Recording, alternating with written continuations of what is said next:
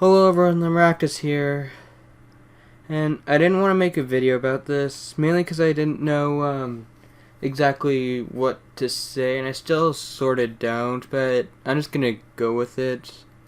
So, if you didn't know, yesterday, Nintendo confirmed, sent out this letter thing, like it was actually from Nintendo, said that Satoru Iwata, the president of Nintendo, he died on the 11th, the day before. He died because he had a bowel growth or something like that, but it's liver cancer basically. If you didn't know, this man, there's no words. There's no words. Oh my god. I'm just gonna say this: Nintendo Directs and E3 will not be the same without him. He was lighthearted. He was always he was the perfect face for Nintendo because of how different he is. Like the whole robot chicken stuff and the fight scene. The fight scene between him and Reggie at E3 last year to show off Smash Bros. It's like he was only 55 years old. That is so young to die. It is just so sad. And just so you know, this video is not scripted, though I think it's pretty obvious that it isn't. But on Twitter, I'll never forget this day, because everyone on Twitter, everyone I saw, was tweeting about how sad this is and how wonderful things he did. I found out stuff I did not know about that man. Especially Sakurai tweeted this long paragraph about, if you didn't know, Masahiro Sakurai, he's the creator of the Smash Bros. Series and Kirby series. But he tweeted out, Iwata was one of the best bosses ever. I'm just paraphrasing this isn't actually what he said in the Foley, but he said Iwata is one of the best bosses he's ever had. And Iwata was really understanding. He never pushed, never rushed any games out. He was just an incredibly nice man. He was so polite. It was just so awesome to see all these people tweeting about this. And even yesterday, which is the day we got the confirmation about it, the other companies like PlayStation tweeted out, thank you for everything, Mr. Iwata. And Phil Spencer, the head of Xbox, said, sad day for Iwata's son's family, friends, and gamers everywhere. His passion, creativity, leadership elevated our industry. This is just... He was an incredible person. He didn't make the most... He made some of them questionable decisions for Nintendo, but he also made some great decisions. He seen through Nintendo's best times, but also their worst times. He will be surely missed. And goddamn, cancer takes another fucking life. Oh my god. This is so unbelievably sad. Some people might not understand because they're like, oh, you didn't know him personally. But, I mean, he wasn't just a CEO. He was a gamer. He was a game developer. A quote from him said, I'm gonna try to remember what he said. It was on my business card, I'm a CEO of a corporation. In my mind, I'm a game developer. In my heart, I am a gamer.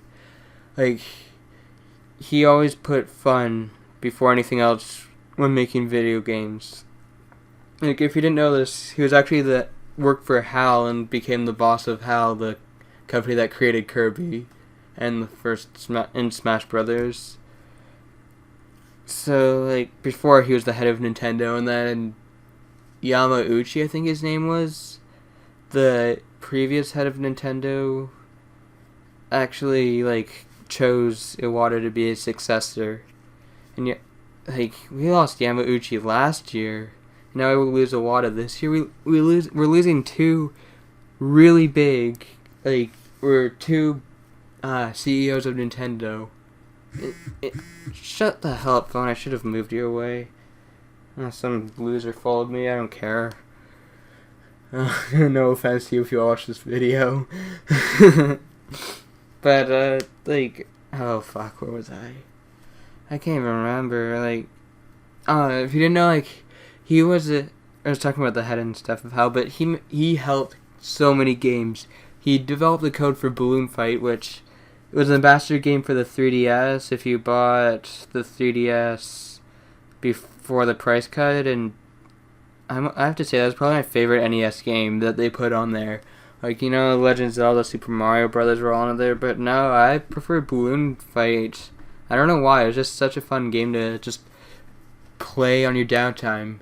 Earthbound was a mess, a coding disaster, and he fixed all of that. He saved Earthbound. Pokemon Gold and Silver, they couldn't fit both Johto and Kanto, but he found a way. He shrunk the game's coding down to be able to fit both Kanto and Johto on one cartridge, which is also incredible. He helped program Kirby, mostly early Kirby games. He helped he was a co-programmer for Smash Bros, the original one. He made it so Pokemon Stadium 1 and 2 came here.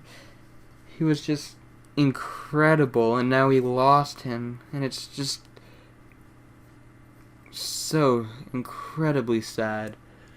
And for the time being, Miyamoto and some other person, I think, will take over a spot until they vote on who should replace him. I just hope the next person is as good as a boss as Iwata.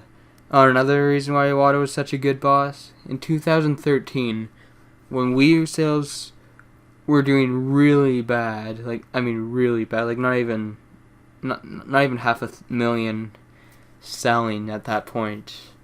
At that point we had 3.75 million sold, I think, but yeah, it was selling really bad. That was the summer of 2013, right when Pikmin 3 came out.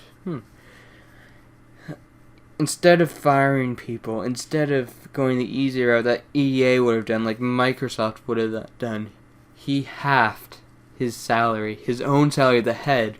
He halved his own salary so no one would lose their job. That is incredible.